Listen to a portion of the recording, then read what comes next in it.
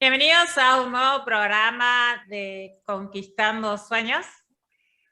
Aquí estamos con escritores que nos están acompañando y con dos profesionales de la salud mental que nos van a ir orientando sobre un tema sumamente importante que no solamente está en una parte del mundo, sino que nos compete a todos y en todas las edades, ¿no? De hecho, la ONU presentó un informe ahora, el martes, que dice que este mal, nada más ni nada menos que la violencia contra la mujer, porque hoy es el Día de la Violencia contra la Mujer, afecta a 736 millones de mujeres.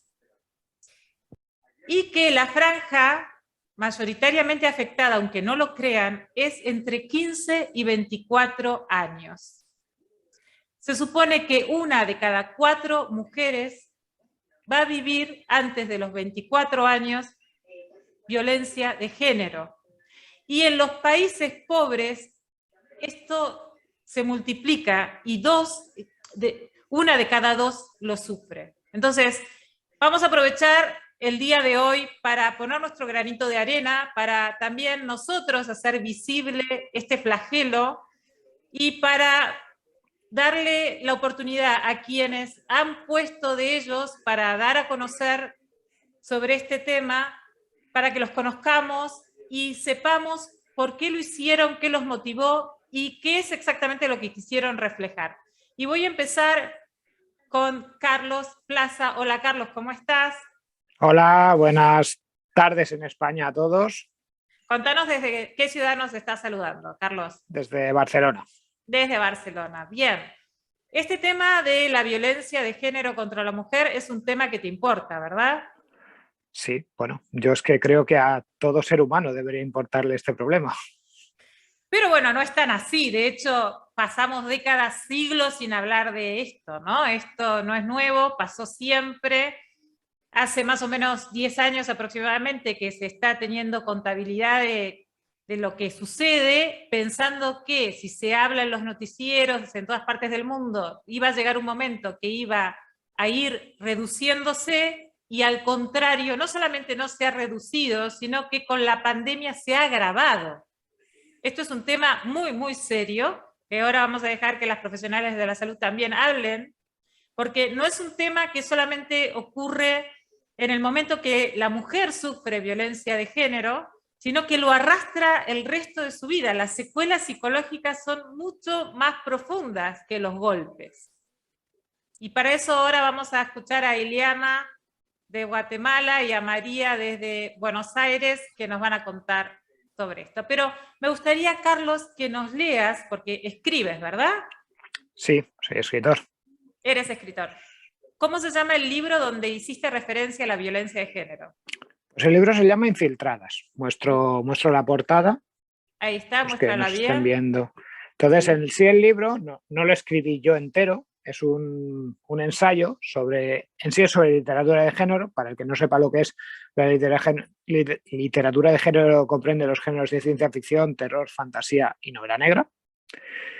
Y es sobre el papel de la mujer en este tipo de literatura. Entonces yo en concreto, como aficionado al cómic de superhéroes, escribí un artículo sobre superheroínas y en ese artículo hay un párrafo en el que hablo de la violencia de género, pues en publicaciones de las dos editoriales más conocidas del género, que son Marvel Comics y DC Comics. ¿Podrías, por favor, leernos un pedacito de eso que has escrito? Sí, claro, Vamos a enseguida. disfrutarlo. Vale. Violencia de género. En el cómic de superhéroes, la violencia de género está poco presente, al menos en lo que respecta a sus protagonistas, los superhéroes. Aunque es cierto que en cómics especialmente violentos, por ejemplo El Castigador de Marvel, podemos encontrar casos.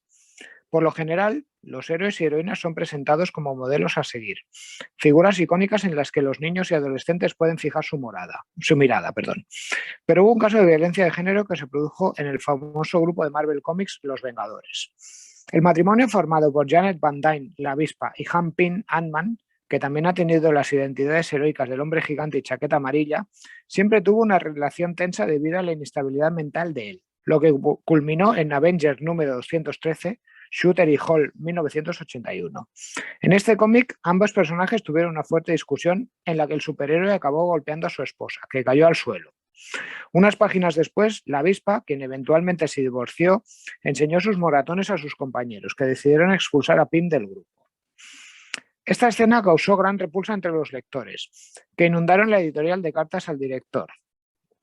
Jim Shooter, el escritor de esta historia, dijo que únicamente pretendía que Pym accidentalmente la golpeara al señalarla con desdén, y que el ilustrador Bob Hall lo malinterpretó, pero el mal ya estaba hecho. Si la popularidad de Hank Pym ya estaba minada, con esta historieta acabó por los suelos. El héroe fue prácticamente borrado de las publicaciones Marvel durante varios años, siendo Scott Lang, Micheline Byrne, 1979, su sustituto como Ant-Man. Tanto es así que en la película que se estrenó sobre el personaje en 2015, Pym, interpretado por Michael Douglas, es un personaje secundario, mientras que Lang es interpretado por Paul Rudd. Otro caso de violencia de género se produjo en el seno de DC Comics. La que iba a ser portada de Batgirl número 41, Stewart et al. 2015, mostraba al Joker ahogando a la heroína. En esta portada, el ilustrador Rafael Albuquerque quiso hacer un homenaje a una de las obras más celebradas de Batman, La broma asesina, pero el dibujo fue muy mal recibido por los fans, que desbordaron a la editorial con cartas al director y mails al correo oficial de DC. Al final, tanto autor como editorial llegaron a un acuerdo y la portada fue sustituida por otra que no mostraba este tipo de imagen. Muchas gracias, Carlos. Me parece sumamente interesante porque además los cómics es algo que, bueno, que lo leen casi todos los adolescentes y no solamente, y además habla del impacto que tuvo enseguida en los lectores, ¿no? Y ahora me gustaría entonces que María Casariego desde Buenos Aires. Hola María, ¿cómo estás? Gracias por acompañarnos. Hola, ¿cómo estás? Un placer. Qué interesante lo que estás pasando, y aparte pensaba qué importante para popularizar estos conceptos y que la gente empiece a entender que de esto hay que hablar y tiene que circular, porque uno de los problemas es justamente el silencio, ¿no?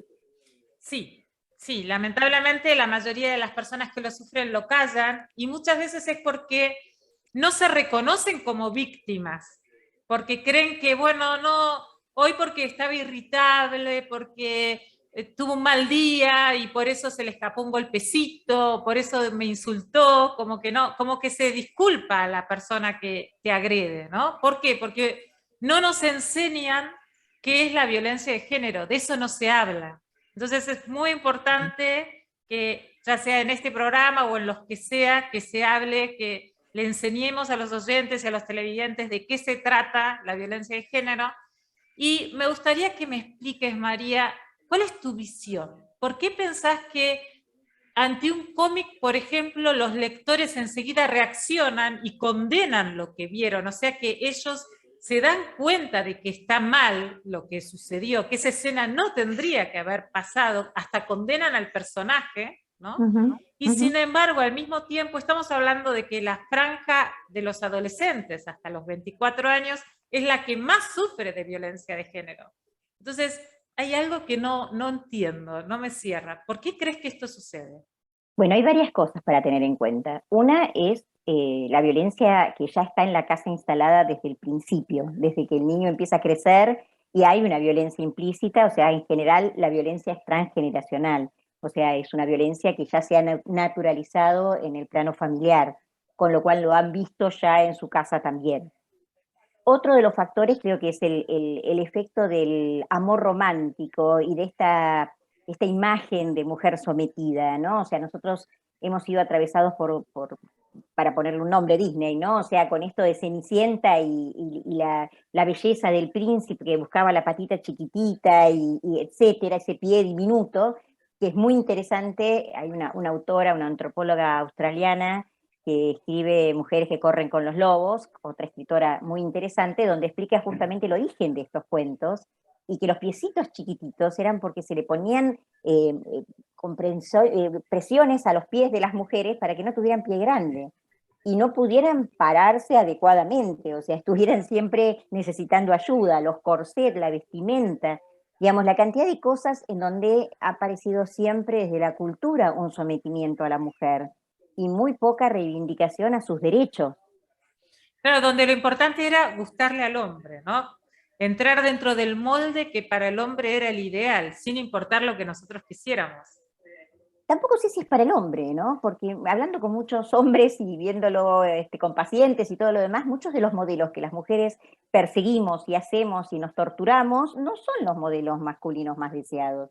Sin embargo, creo que hay una cultura de opresión y que es esto lo que justamente los movimientos feministas están tratando de mostrar, que es mucho más allá de la violencia del hombre. Está incrustada en ese lugar, pero hay mucho más allá. Y vos dijiste algo muy importante. Al menos en la Argentina el índice de violencia en la época de pandemia fue altísimo. Y esto tiene que ver con el encierro y el silencio que ocurrió en esas situaciones. También la vergüenza, porque vos decías se justifica, y se justifica porque produce vergüenza. O sea, en vez de poder sentir una emoción más relacionada con el enojo, con la resistencia a eso que está ocurriendo, aparece una situación de culpa y de algo que se está haciendo mal, por lo cual se es merecedor de ese castigo, ¿no? Siempre aparece ese discurso. Vos no hiciste tal cosa y por eso yo me enojé, ¿no? No es Yo que soy creo un que violento. también va un poquito más allá, por lo menos yo lo padecí, y a mí me costó entender que de esa persona de la cual yo me había enamorado y había confiado ciegamente, inclusive para dejar mi patria y todo, ¿no? Estaba lastimándome. Ujú, Uno no lo puede creer, o sea, es romper ese príncipe azul del que hablaste y darse cuenta, uy, no era mi príncipe, es un ujú, sapo, ¿no? O sea, ujú. uno no quiere reconocer mismo que se equivocó, ¿no? Y que te está haciendo daño la persona que vos pensaste que era la que más te amaba. Es realmente, es fuerte, ¿no? Es ¿Cómo, muy hace, fuerte, pero por ¿Cómo eso es hacemos muy para importante despertar? Sí. hablar, compartir, dialogar con otros, buscar ayuda terapéutica, por supuesto, pero aparte compartirlo, salir de ese lugar de vergüenza, salir de ese zapatito de mínimo que nos pusieron con Cenicienta, que es todo un símbolo, y empezar a poder entender los derechos. Otro factor muy importante que también es político y social, que es esto de la cuestión económica. La mujer siempre ha estado en un lugar por debajo, con lo cual muchas veces sostiene situaciones de violencia, incluso sabiendo que hay violencia, porque no tiene otra manera de salir de esa situación. Y tiene que saber que hay modos de pedir ayuda, que hay programas y cuestiones institucionales que la van a amparar, pero hasta que no se rompe eso y se sale al mundo, no se sabe. Qué importante que es la contención social, ¿verdad, María? Absolutamente. Y también esto de salir, porque aunque parezca mentira, en lo social hay una crítica a la mujer que ha sido violentada. Es, bueno, ¿qué habrás hecho? Bueno, debes de ser muy hincha, no estás haciendo el rol de mujer como corresponde. O sea, hay un esquema que es muy loco, pero que en vez de mirar hacia el violentador, se mira a la violentada como ¿qué habrá hecho, no? Vos sabés que esto que estás diciendo me hizo recordar de un día que me vieron un moretón terrible que tenía en el brazo una vecina y su pregunta fue, ¿qué hiciste? Y yo me quedé como, perdón. O sea, Claro, pero esto refuerza, porque te das cuenta que si vos tenés yo me puse vergüenza, a tenés llorar, me puse a culpa, llorar en ese momento porque lo que me estaba diciendo mi vecina era todavía más doloroso que el golpe, ¿no? O sea, y aparte encima una me estaba... mujer me estás contando, Sí, sí, ¿no? O sea, encima una una mujer, mujer. una mujer. Yo quiero plantear algo porque ha ocurrido en estos últimos días en varias partes del mundo, mujeres que han sido rescatadas simplemente por popularizar la señal de estar viviendo violencia, que a mí me parece muy importante tenerlo claro, que es poner así y hacer así. Esta seña, si estás viviendo violencia en alguna situación y estás en un bar, estás en algún lugar y esa persona está violentándote, pedir ayuda de esa manera. Y es un signo mundial ya, y han sido varias mujeres rescatadas de estas situaciones Para por los eso, que ¿no? no nos están viendo y nos están escuchando en este momento en directo, la señal que acaba de hacer María es con la palma de la mano poner el dedo gordo en el medio y cerrar Mm, los dedos, ¿sí? mm, Cuando nosotros mm. mostramos ese símbolo mirando, ¿no? Estamos así, cerramos el dedo y bajamos los otros, estamos pidiendo ayuda porque estamos sufriendo violencia de género. Y ha habido varios casos en este último tiempo que han sido rescatadas mujeres de situaciones de violencia por haber sido escuchado ese signo, ¿no? Qué importante. Qué importante, sí. María. Muchas gracias. Bueno, y ahora vamos a presentar a otra escritora que está con nosotros, Patricia Escudero. Hola Patricia, gracias por acompañarnos. Mucho gusto, buenas tardes para todos. Yo soy peruana, soy escritora recientemente, aunque llevo 10 años ya escribiendo este libro que se llama De vuelta a casa. Soy psicóloga, especialista en la prevención de violencia también. Y bueno, un gusto compartir con ustedes. El libro que yo tengo es la historia de Gabriela, una mujer emprendedora que justamente cae en el ciclo de la violencia. Ella, como cualquier mujer como nosotras, podemos realmente caer en esto. Entonces, ¿qué hacer al respecto? Ella busca la forma de salir de ahí.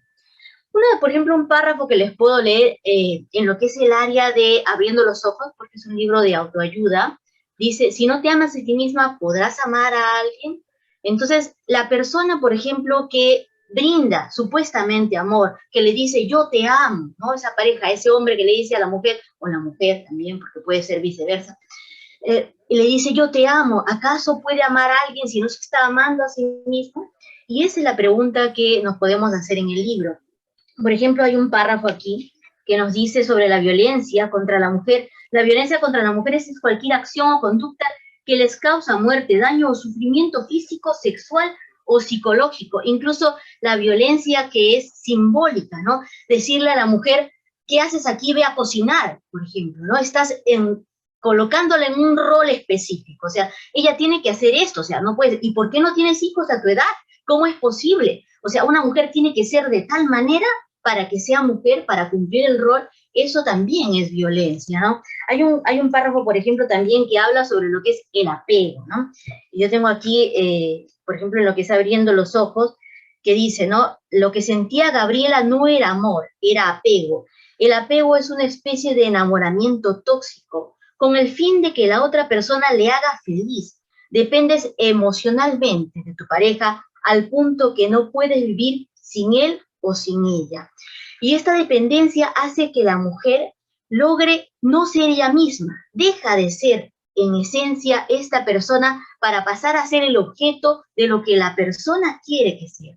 En este libro, por ejemplo, se muestra, y es una historia que viene desde Perú hasta Argentina, por cierto, comento, porque también pasa en Argentina, en donde esta mujer se va de viaje con el protagonista que es Javier, y ambos en Argentina producen lo que es la violencia, porque ella en Perú aparentemente creía que todo estaba bien, ella no veía los signos de violencia, por ejemplo, él le decía, tú tienes que dejar de vestirte así, que no debes de saludar a los hombres con un beso, que no debes de mirar a los hombres. Por ejemplo, hay un párrafo bien interesante en donde se habla de que él le dice, si los hombres están pasando por tu costado, tú prefieres meterte a la pista, porque prefieres muerta a ti misma, te prefieres muerta a ti misma antes que te toque un hombre. Entonces, lo que él está diciendo es, yo te prefiero muerta antes que te toque un hombre, ¿no?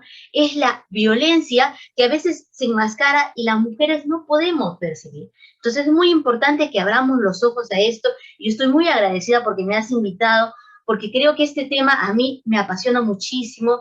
Creo que tenemos que trabajar todos, todas en conjunto para que esto se elimine. Y ojalá algún día podamos decir, yo camino con tranquilidad por las calles y me siento en paz de saber que nadie va a violentar. Muchas gracias, Patricia, por tus palabras. Yo quiero comentar que justo esto que ella dijo, ¿no? De que a veces uno no ve las señales, es esto de que hacía referencia al principio, que uno lo disculpa, que cree que no puede ser. De hecho, yo me considero una persona inteligente, estudiada, y pensaba que eso a mí no me iba a pasar, ¿no? Que eso le pasaba a otras, ¿no? A mí jamás. Y de golpe un día dije, uy, ¿qué está pasando? O sea, para cuando me di cuenta ya era tarde, estaba atrapada con 2 hijos en el exterior, y bueno, ¿no? O sea, no me iba a ir sin mis hijos tampoco. Lamentablemente eso es otro tema del que algún día vamos a hablar, que las mujeres que emigramos estamos en situación más vulnerable, ¿no? Cuando uno sale del país y es madre y pasa por una cosa así, se hace difícil, ¿no? A mí me gustaría que Ileana desde Guatemala, ¿sí?, aclarara esto del apego, porque Patricia habló del apego con connotación negativa, y yo le cuento a los oyentes, que muchos ya me siguen, y a los televidentes, que tengo un programa sobre apego, donde estas señoras que están acá me acompañan siempre, son parte del panel de expertos que nos enseñan cada semana, y hablan sobre el apego saludable, ¿no? Entonces, el apego no es siempre con connotación negativa, como hablaba recién Patricia en su libro, sino que hay otros tipos de apego. Y voy a dejar que Ileana, que es la que sabe, nos cuente. Ileana, cuando quieras. Gracias, Clara. Muy amable y gracias por la invitación. Gracias nuevamente por poder estar acompañándote a ti y a tus seguidores. Sí, nos reíamos un poco con María porque precisamente es esto que nos pasa con el idioma, que yo más creo que esa es la confusión. Apego es lo que todo ser humano necesitamos, pero apego saludable, como bien decías tú, para poder desarrollarnos como seres humanos desde antes de nacer. Tenemos que empezar a forjar esta vinculación con nuestro bebé para cuando ya nazca formar un apego saludable. Y creo que ahí es donde viene la confusión, porque en algunas filosofías orientales se ve como algo malo la palabra apego, pero yo más creo que se refieren a dependencia y a codependencia, a relaciones no saludables.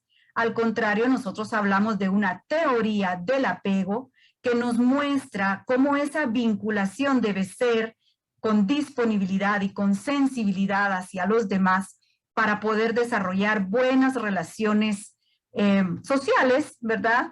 Entonces sí, creo que ahí debería de hacerse esta aclaración, que es muy importante, porque si no, luego hablamos nosotros de que hay que forjar apego, hay que trabajar en el apego, y la gente no lo entiende como algo bueno, pero porque estamos hablando de cosas diferentes. Espero haber aclarado un poco la situación, ¿verdad? Y me interesa muchísimo el tema también sobre esto de la violencia, porque no sé si voy a tener otro ratito después, pero me gustaría hablar sobre una que no se ve, que casi no se habla y que es ejercida por profesionales. Te escuchamos, Ileana, no nos dejes así, a ver, contanos. Bueno, pues sí, quería como poner sobre la mesa la violencia obstétrica, que es toda la que sufren las mujeres durante el embarazo, en el parto, cuando reciben un maltrato físico, humillación, ¿verdad? Abuso verbal. Mira, yo he acompañado chicas que van a tener a su bebé y les dicen cosas muy ofensivas en los hospitales, pero también de repente procedimientos que no les han explicado de qué se trata, o simplemente llegan y les dicen, le voy a dar este medicamento, o si las mamás, las parturientas, están pidiendo un medicamento para el dolor, se los niegan. Tal vez un poco de descuido en la atención, ¿verdad? No prestar atención a la intimidad. Es que estás allí en un momento tan vulnerable y que te usan para que todo el mundo, yo sé que los médicos tienen que aprender, ¿verdad? Los que están estudiando medicina, pero te usan para que aprendan cuando es un momento tan vulnerable y tan especial para uno de mujer. Y es cualquier práctica que no mire el parto desde lo más respetuoso, ¿verdad? No atender sus necesidades emocionales. Estás allí con todas estas emociones, con todas las hormonas, esperas que sea un momento feliz, aunque estés adolorida, y encima de eso vienen a decirte cosas que te ofenden, ¿verdad? No deberías de haberlo pensado 9 meses antes. Yo no sé si se vale decirlo aquí contigo, con tus oyentes, pero les dicen, ¿para qué abriste las piernas? Deja de estarte quejando, ya no hables, ya no grites, ya no nada. O sea, es un profesional, puede ser un médico, puede ser una enfermera, es un profesional ejerciendo presión y violencia sobre estas mujeres que están allí vulnerables. Y si ella dice algo, le va peor. Entonces, no mucho se habla, incluso no hay como un consenso en la definición de lo que es la violencia obstétrica, pero incluye muchas prácticas abusivas, opresivas, con trato irrespetuoso y ofensivo para la mujer, y que no solo daña a la mujer, porque también daña el prestigio de este médico o de esta enfermera, daña su reputación como profesional, y que no se habla, Clara, porque luego te dan a tu bebé, que incluso el que se lo lleven podría ser visto como una violencia, ¿verdad? Porque el bebé lo que necesita, y lo sabemos con María, y lo hemos hablado muchas veces, es esa mirada de su mamá en ese primer momento, en el minuto cero. Y entonces tú ya estás con tu bebé y lo que quieres es irte a tu casa, y no se habla de lo que pasó ahí adentro. Y hay que empezar a hablarlo para que se empiece a visibilizar. Sí, lo que pasa es que yo creo que tenemos que trabajar antes de que llegue, ¿sí? Hay que enseñar en las universidades no solamente a atender el parto, sino también educación emocional, para desarrollar la inteligencia emocional. Porque... Y no repetir, porque muchos médicos, precisamente a los estudiantes, les hacen chistes, les hacen bromas sobre las embarazadas y luego ellos los repiten y cuando ya son profesionales se los enseñan a otros estudiantes, y esto es un ciclo que tenemos que empezar a cortar. Se suele decir que el sentido común es el más escaso de los sentidos, y creo que esto es una realidad, ¿no? Mientras que por un lado reconocen que el bienestar emocional evita enfermedades, por el otro dicen barbaridades, actúan de forma agresiva, como acabas de relatar, sabiendo que esto puede provocar daños, y en un momento además donde hay tantas hormonas presentes que fijan la memoria, que esto es algo que también los médicos lo saben, ¿no? Y que es mucho más fácil entonces que sea un trauma para la mujer. Yo tuve la suerte de tener partos muy rápidos, y el primero lo tuve en 20 minutos, el primero, ¿sí? Entonces mis partos nunca llegaron a ponerme anestesia. Cuando yo llego a Alemania con mi segundo embarazo, llego y aviso, porque rompí agua, que acababa de romper agua, así que mi primer bebé había nacido en 20 minutos, no me creen, me ponen en una sala de espera y se van. Y no me volvieron a mirar. Y yo empecé a parir en medio de la sala, y llamaba y pedía ayuda, y no me ayudaban. Y fue mi marido a pedir ayuda y le dijeron, no, si llegó sin dilatación, no va a nacer ahora el bebé. Y mi hijo empezó a nacer en la sala de espera. Y pegué un grito terrible solamente para que venga alguien, y recién entonces vino una médica, y le dije a la médica que mire que estaba el bebé, miró y dijo, sí, está la cabeza afuera. Así nació mi segundo hijo, ¿sí? Para cuando nació mi tercera hija, yo fui al mismo hospital en Alemania, sí, que era además la MJH, la mejor clínica de donde yo vivía, donde van de todas partes del mundo, y le dije, por favor, fíjense cuando nació mi hijo, lo rápido que nació, y tengan en cuenta para mi hija. Y entonces yo llegué, me dijeron, monitoreo no, nace ahora, ok, directamente a sala de parto, y nació. Mi hija nació bien porque me creyeron, pero me creyeron porque ya habían visto lo que pasó antes, ¿no? Y ese segundo embarazo, el primero lo tuve en la Argentina, que me trataron muy, muy bien, la tuve en la clínica también de Miroli, y me trataron maravillosamente bien. Pero ese segundo parto, a mí me queda un mal sabor de boca, y me acuerdo al día de hoy, y yo tendría ganas de tener a esa señora enfrente y mandarla a freír churros por lo menos, ¿no? Y quise decir, y quise denunciar, y el padre de mis hijos me dijo, no, no lo hagas, porque si volvés a tener hijos acá, te van a tratar mal, porque lamentablemente esto es como una mafia. Y al final tuve que callarme porque estaba recién llegada a Alemania y tampoco tenía el alemán suficiente para quejarme. Hoy no me hubiese callado la boca, les puedo asegurar, ¿no?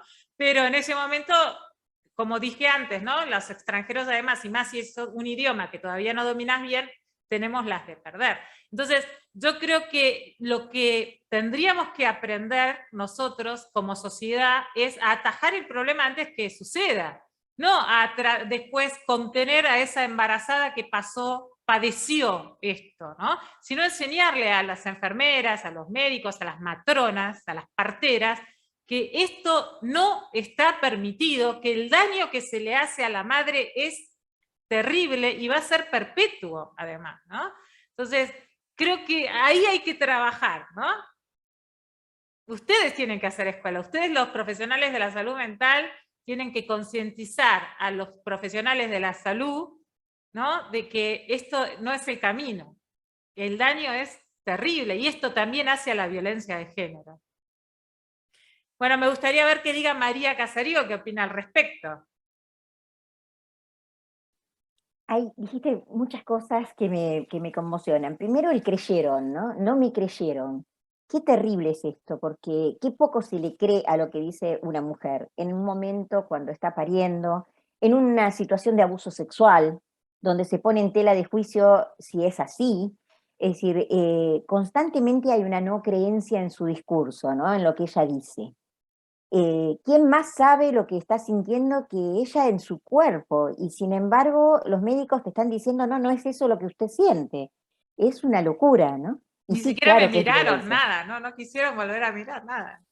Es una Como, violencia muy impactante y aparte obviamente modifica cuestiones del primer vínculo con el bebé, porque uno queda realmente traumatizado después de una cosa de este tipo, ¿no? Creo que es muy importante revisar todo lo que dijo Eliana, creo que fue muy, muy importante, pero que es realmente algo que excede a los lugares. Esto es política y es política de género. Y tenemos que revisarlo en todos los espacios y habilitar a las mujeres a sus derechos, no solo a los profesionales a que no sean intrusivos, invasivos, eh, violentos, sino a la mujer a su derecho a ser asistida adecuadamente, a ser respetada, a que no existan frases como contó Ileana, acá también pasan, pero tremendas, que uno dice, ¿cómo se pega en ese momento del nacimiento de un niño la connotación de la represión de la sexualidad? Porque el discurso es ese, o sea, ¿por qué tuviste sexo? ¿No? Ese es el discurso, como que parecieras una mala mujer que acaba y como tener que una la vida, culpa fuera de la mujer, ¿no? y aparte una vida indecente, ¿no? Bueno, toda una cosa que es tremendo si uno lo piensa ideológicamente y que es esto lo que hay que modificar. Patricia nombró muchas cosas también muy interesantes. La violencia sexual, que no solamente es violencia en el abuso, y sabemos que es altísima la violencia sexual que hay, sino la violencia sexual dentro de las mismas parejas, en donde las mujeres no se sienten con el derecho de poder limitar determinadas prácticas o decir lo que desean o cuando lo desean, porque si no el hombre se va, porque si no es una mala mujer, porque si no tiene problemas sexuales la mujer. Digo, hay muchos temas. La violencia psicológica, que es, la violencia empieza ahí, empieza con el pequeño discurso. Patricia hacía alguna referencia, no mires a los hombres. ¿No subiste un poquito de peso? Che, se te notan algunas arruguitas, el pelo te quedaría mejor de otra manera. Empezá muy sutilmente, muy sutilmente. O hablas en una reunión, dijiste cosas de más. Che, no me parece que fue chistoso eso. El fulanito no te miraba bien. Bueno, y va increciendo, increciendo, increciendo hasta que llega un día que es el golpe, ¿no? Pero tenemos que estar muy atentos a ser respetadas desde el primer momento y que justamente el golpe llega porque todo el camino psicológico de este desprestigio, de esta horada la piedra, digamos, va horadando la autoestima de esa mujer en donde finalmente permite cosas porque se siente que no vale la pena o no vale ella como persona, pero que fue un camino que empezó de a poquito, a través de sutiles cosas. Por eso decía el amor romántico. Acá hubo una campaña muy interesante para adolescentes, en donde era un adolescente que recibía una rosa preciosa, agarraba la rosa y se clavaba las espinas. La imagen era muy impactante, pero que habla de esto, ¿no? O sea, cuidado con tomar la rosa creyendo que es la rosa y acabar sangrando por las espinas, ¿no? Sí, hay que estar muy atentos, sí. Me gustaría, antes de continuar, sé que quieren hablar, pero vamos a escuchar a todos. ¿Nos está acompañando alguien más? Hola, Ale Irarrázaval, ¿cómo estás? ¿Desde dónde nos acompañas, Ale? Hola, buenas tardes a todos. Eh, Soy de Chile. Gracias por acompañarnos, Ale. Tú Muchas, también eres escritor, ¿verdad? así es. Poeta, escritor. Estoy haciendo un poemario dedicado 100% a este, a este tópico, por decirlo de alguna manera, que es la no violencia contra la mujer. El poemario se va a llamar Rompiendo Cadenas. Lindo nombre. Y sí, es un nombre que ha pegado bastante donde se ha mostrado. Y me gustaría compartirles uno de los poemas que están dentro de ese poemario. Sí, por favor. Se llama No es vida. Dice así: son tantos años que ya olvidé que es una caricia. Me condenaron a vivir esta injusticia. Fui estafada por un logo que llevaba la palabra amor. Pero hoy vivo en el lodo y sufro mi dolor. ¿Por qué no le hice caso a los consejos de los otros? ¿Por qué hoy tengo hecho pedazos mis sueños? Pude haber sido una mujer feliz si hubiera escogido a cualquiera, menos a ti. Ahora estoy aquí, esperando mi agonía, el regreso de mi tirano, el que una vez dijo que me quería. Mi cuerpo ya está anestesiado de tus golpes y maltratos. Es mi corazón el que sufre en silencio y llora a ratos. Trato a veces de ocultar lo inocultable. Por amor es que no me doy cuenta y me declaro siempre la culpable. Quiero abrir los ojos, pero ya no puedo. Tienen telarañas con fuego. Sé que esto no es vida, lo tengo muy claro. Y quizás hasta me gusta, y eso es lo raro. Espero que Dios no me abandone a mi suerte, sino a este amor tendré que darle muerte. Como Qué fuerte, ¿eh? Muy, a muy veces, fuerte. y escribo en primera persona como si yo fuese la mujer que está escribiendo, y también escribo en tercera persona como escribiendo desde un hombre a una mujer. Así que ¿Qué te me he motivó a podido escribir poner en los sobre zapatos de esto? ustedes, digamos. ¿Por qué un hombre escribe sobre Básicamente violencia el hacia la respeto. mujer? ¿Tuviste tu madre que pasó por eso? ¿Una tía? ¿Una abuela? ¿Qué es lo que te motivó a decir, yo voy a escribir sobre violencia de género? Es básicamente el respeto. Afortunadamente no he tenido una experiencia interna, sería inventarlo. No, no lo he vivido, afortunadamente. Y, pero sí lo he visto. Lo he visto, lo desapruebo, lo reprendo. No, no me gusta el machismo. No, no fui criado con esos valores. Nací de una mujer, tengo hermanas, tengo tías, como bien dijo, tengo primas, sobrinas y tengo a mi esposa. Entonces, nosotros sin ustedes, sin las mujeres, no seríamos nada. Entonces tenemos que, por lo mismo, respetarlas y darles el lugar, el altar que ustedes merecen. Por Qué eso hermosas escribo palabras, Ale. sobre este género. Muchas gracias. Muchas gracias. Gracias. Te agradezco a ti, también a ti, Carlos, ¿no? Que los hombres se sensibilicen sobre este tema. Para nosotras es importantísimo y necesitamos que cada vez más hombres se sensibilicen de esto, lo hablen, lo tomen como algo normal y no se lo permitan. Ni se lo permitan a sus conocidas tampoco, porque en la medida de que socialmente se repruebe, vamos a hacer escuela para que llegue un momento, algún día, espero, que esto no siga sucediendo. Espero, porque la realidad dice otra cosa, la realidad dice que hace 10 años que se está contabilizando esto y lamentablemente no solamente no ha decrecido, sino que ha aumentado, y más ahora con la pandemia. Entonces, tendremos que ser creativos, tendremos que buscar otras maneras, pero lo único que sé es que lo tenemos que erradicar. No sé el cómo, pero lo tenemos que lograr. Y empezar a hablar sobre lo que pasa, que nos demos cuenta, quienes estamos pasando por esto, es el primer paso. Y el segundo, me animaría a decir yo, es contar con el apoyo social de esas amigas, de esas vecinas, de esas maestras de escuela que se dan cuenta que viene el chico golpeado, que la ven a la madre con la luz en los ojos apagada o con algún moretón, que no miren para otro lado, que la lleven a hablar, que le den una mano, que se mojen, como dirían acá en España.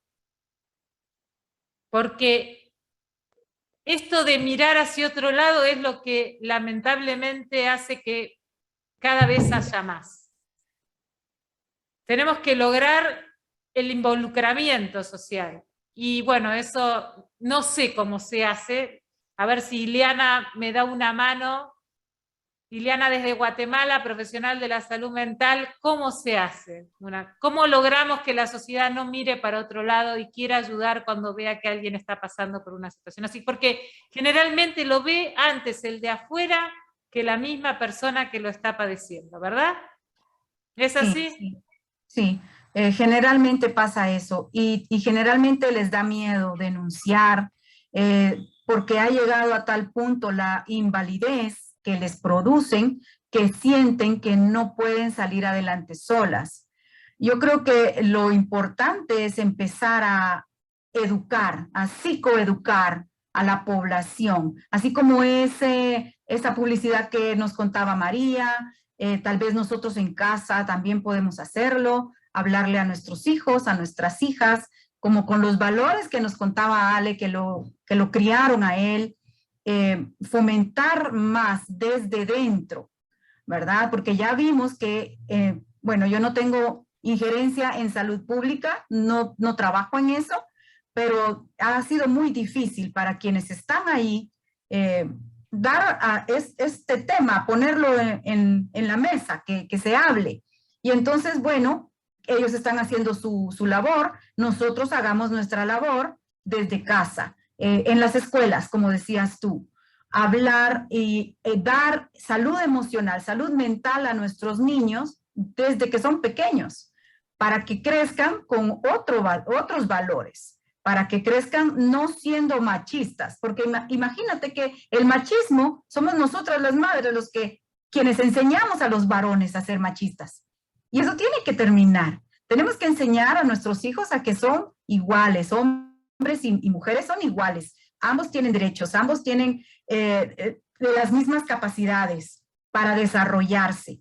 Y entonces creo que eso es lo que tenemos que apuntar, a dar psicoeducación a los padres, a las mamás, a profesionales, como decías tú, ir involucrándonos más en que desde dentro se vaya cerrando esa brecha, que ya no haya esa falta de respeto hacia la mujer en todos los ámbitos.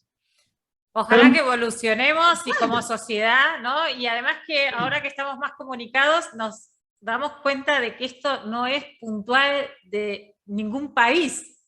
Esto pasa en todos lados, ¿no? Y hasta yo estaba leyendo que pasa más en Asia y en Europa que en América Latina. En América Latina pasa el 25%, mientras que en Europa y en Asia un 55%. O sea, los márgenes son increíbles, ¿no? Y acá quiere Carlos hablar. Cuando quieras, Carlos, sí, dime.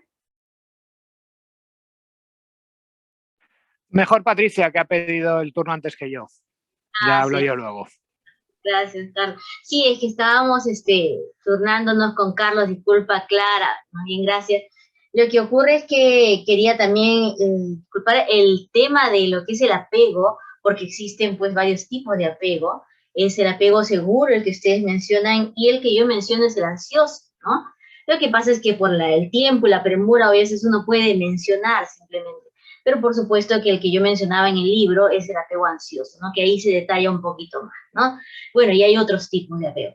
Y otro tema también mencionar acerca de lo que es el tema que mencionó Iliana, muy interesante acerca de cómo nos tratan también a las mujeres, ¿no? Por ejemplo, lo que es la mamografía, ¿no? Que obligan a partir de los 40 años, y realmente es un tema muy delicado, porque uno no puede estar soportando que le maltraten de esa manera el cuerpo, porque es un maltrato, ¿no? Es una invasión, es muy desagradable, y estas cosas nadie las dice, nadie las comunica, ¿no? Entonces, qué hacer al respecto también es muy importante. Y por otro lado, también terminar con lo que es cuando hay violencia, y a veces la mujer lo que espera es un poquito de amor porque tuvo carencia afectiva en su infancia, esa carencia tan grande que se nota cuando se es adulto y se dice, auxilio, necesito a alguien que me dé cariño, porque yo no sé dármelo a mí mismo. Entonces recibo lo que sea, migajas de amor, lo que me des, por favor, cualquier cosa, porque tengo tanta hambre, tanto apetito de amor, que busco que alguien me lo brinde. Y a veces ese amor que supuestamente me está dando por pedacitos, viene incluido, como decía, ¿no?, con la espina, y es más dolor que los momentos en que nos dan supuestamente un poquito de afecto. Entonces lo importante yo creo que es empezar desde pequeños a dar ese cariño a los hijos, ¿no? A dar ese afecto a los niños, a los más chiquititos, y decirles cuánto los amamos, cuánto los queremos, y a veces los padres no hacemos eso. De repente el acercamiento, ¿cuántas veces le hemos dicho a nuestros hijos que les queremos, que los amamos y les damos un abrazo? Y desde ahí nace el hecho de la seguridad que puedan sentir para encontrar una persona que realmente los ame, porque cuando yo me acostumbro a la violencia, entonces vivo en violencia, pero cuando yo me acostumbro al amor, seguramente voy a buscar amor en mi vida. Eso sería todo. Muchas gracias, Clara, por el tiempo que me brindas. Adelante, Carlos, que también quería hablar. Vale, ¿ya hablo? Sí. Bueno, comenta, a ver, me lo tenía que haber apuntado. Primero, ante todo, me parece alucinante, bueno, alucinante, no sé si la palabra alucinante en algún sentido en Latinoamérica, me parece increíble que en un país como Alemania te tratasen de esta forma en un hospital, o sea, un país supuestamente avanzado, yo qué sé, que en Europa podría estar perfectamente a la altura, pues, de Estados Unidos, te tratasen de esa manera, o sea, me parece increíble, pero bueno. Sobre el tema de los médicos, bueno, yo te podría contar muchas cosas, hay médicos con muy poca empatía, pero como no es el tema del programa, voy a encauzarlo. A ver, yo mismo, desde mi experiencia como hombre, digamos, me he tenido que deconstruir muchas veces, que yo lo reconozco, yo tenía, sigo teniendo, aunque no lo quiera, comportamientos machistas, ¿vale? Y yo mismo he tenido que autorreflexionar y ponerme, sobre todo lo que creo que es muy importante es la empatía, ¿no? Es ponerse en el lugar de la otra persona. Quiero decir, o sea, no pensar que tú eres, o sea, no pensar esa persona, esa mujer, ella tiene la culpa, ella porque se ha quedado, no, o sea, entiende sus motivos, no lo veas desde un punto externo. Pasa que, bueno, en este mundo ya sabemos que hay gente con muy poca empatía, ¿no? Por desgracia. Porque, y recuerdo, bueno, un caso muy concreto, que no sé si llegó a Latinoamérica, Clara, tú seguro sabrás de lo que hablo, que es el caso el famoso caso de la manada, ¿no? Que lo cuento. Así fue, bueno, en las Sanfermines, que son unas fiestas que se celebran en Pamplona, ¿no? en una región de España. Un grupo de 4 o 5 jóvenes, no recuerdo, violaron a una chica, 5 jóvenes, gracias Clara, violaron a una chica en un portal, ¿no? Y, o sea, me pareció, o sea, me pareció una cosa increíble, luego, o sea, me pareció genial. Uy, Ale se nos ha caído, creo. Me pareció increíble y sobre todo me pareció genial todo el movimiento que se hizo, todas las manifestaciones, bueno, todo lo que se generó alrededor. Incluso se cambió la ley. Yo en esto sí que no voy a hablar porque como no soy jurista ni nada, no sé qué se hizo, pero sí que sé que se cambió la ley. Pero sobre todo lo que me dejó alucinante es que cuando estaba en redes sociales y lo comentaban, hablaban de una cultura de la violación y yo diciendo, pero ¿en serio existe una cultura de la violación? O sea, me parece increíble que exista eso. O sea, yo de verdad me dejó a cuadros. Muchas gracias, bueno, Carlos. Es un tema también que hace a la violencia, ¿no? No solamente la violencia verbal, psicológica, física, sino la sexual, y la violación definitivamente está dentro de esos porcentajes, ¿no? Entonces, lo triste es que estos jóvenes no creían que habían hecho nada malo, ¿no? Dentro de esos 5 jóvenes había un policía, había un militar, ¿no? Personas formadas, ni siquiera es que podíamos decir, no, es que no habían tenido estudios, no, habían tenido muy buenos estudios, ¿no? Sí, Carlos. Un inciso, sí, personas que dices, un policía y un militar, o sea, personas en las que en principio vamos a poner nuestra seguridad, ¿no? A que nos protejan, claro. Sí. Y no solamente la violaron, sino que la dejaron ahí tirada, desnuda, y le robaron el móvil, ¿no? O sea, todas cosas absolutamente reprobables que alguien que si tiene que velar por nuestra seguridad sabe perfectamente que no se hace, ¿no? Sin embargo, lo tomaron como algo divertido, jocoso, hicieron varios vídeos, lo compartieron entre ellos, además como sintiéndose orgullosos, ¿no? Y esto habla de una violencia no solamente hacia la mujer, sino de que ellos se sienten empoderados violentando a la mujer. Y esto me parece tan miserable, tan vil, ¿no? Que solamente deseo que evolucionemos, que tengamos más inteligencia emocional y que ojalá mis hijos no pasen por algo similar, ¿no? Eso es lo único que espero. Antes de irme, me gustaría que Ale, que habló tan poquito, lea algún otro poema. Bueno, ¿se me escucha bien? Sí, te escucha muy bien y fue muy lindo lo que leíste. Muchas gracias, Ale. Muchas gracias. Puedo leer dos porque hay uno cortito y el otro un poquito más largo, pero no es tan largo. Bueno, a ver, vamos, si nos da el tiempo. Intentamos, vamos. Bueno, el primero se llama Lavar la loza. Dice, lavar la loza es como sanar las heridas que dejaste en mi vida al hacerme sentir poca cosa. Secar la loza es como limpiarse los ojos de las huellas de tus enojos cuando quise sentirme hermosa. Por eso prefiero usar el lavavajillas y olvidarme el viejo proceso, porque te prefiero preso que yo muerta o en una camilla. Wow, qué lindo. Este es el que se llama Lavar la loza. Y el otro que quiero leer es de un tema que pasó aquí, precisamente por lo que hablaba acerca de la violación, donde una chica fue violada por un tipo que, digamos, tiene poder y terminó ella suicidándose. Yo quería algo para ella. Se llama Antonia. Abrí mis ojos y veo un monstruo a mi lado, con cara de príncipe azul y su caballo alado. Pero la realidad era que me había violado, aprovechándose claramente de mi mal estado. No dudé un solo segundo en salir huyendo, pero no sabía qué hacer. ¿Me creerán o dirán que estoy mintiendo? No sé a quién contarle lo que estoy sintiendo.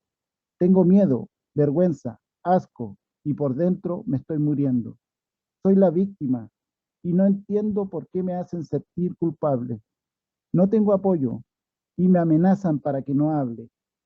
Ser mujer y pobre en Chile es tan deleznable, ya que el dinero y el poder te hace un honorable.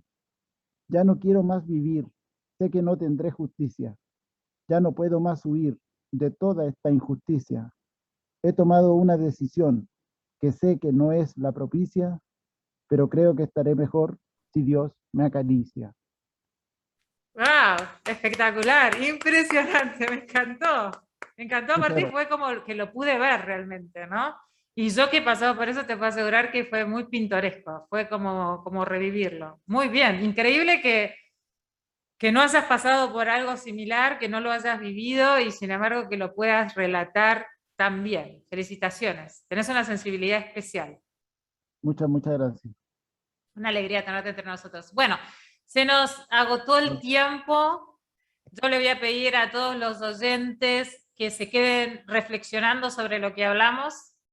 Esto es un tema que nos toca a todos, porque tal vez uno no lo vivió, pero alguna nieta o sobrina o ahijada lo pase. Yo misma creía que nunca iba a pasar por algo así y lo viví. Esto no está sujeto ni a coeficiente intelectual, ni a economía, ni a nada. Hay un montón de circunstancias que hace que suceda, tal vez es un poco lo que nombró Patricia, de la falta de afecto en la niñez, tal vez es no reconocer las señales, y un montón de otras cosas que un día nos hace dar cuenta que estamos atrapadas en una relación que no queríamos, y tan rotas que nos cuesta salir. Yo le voy a pedir a las oyentes y a los televidentes que me estén escuchando y viendo, que si están pasando por esto, el día que sientan que están un poco más fuertes, porque tenemos muy malos días, pero también hay días que estamos un poquito más enteras, busquen ayuda, no se callen. Y si se lo cuentan a una vecina y no les cree, no importa, busquen a otra. Y si tampoco les cree, vayan a la iglesia, vayan a donde sea, hablen con el almacenero, con quien sea, no se den por vencidas hasta encontrar la ayuda. Y si no encuentran la ayuda, crean en ustedes mismas, háganse un plan, como hice yo, que estaba completamente sola en otro país y tampoco encontré apoyo. Háganse un plan en la cabeza, pónganse objetivos y cúmplanlos, que se puede salir. Se puede, yo lo logré. No es fácil, pero se puede. Así que crean en ustedes mismas y aunque estén solas, sepan que algún día van a poder salir de ahí.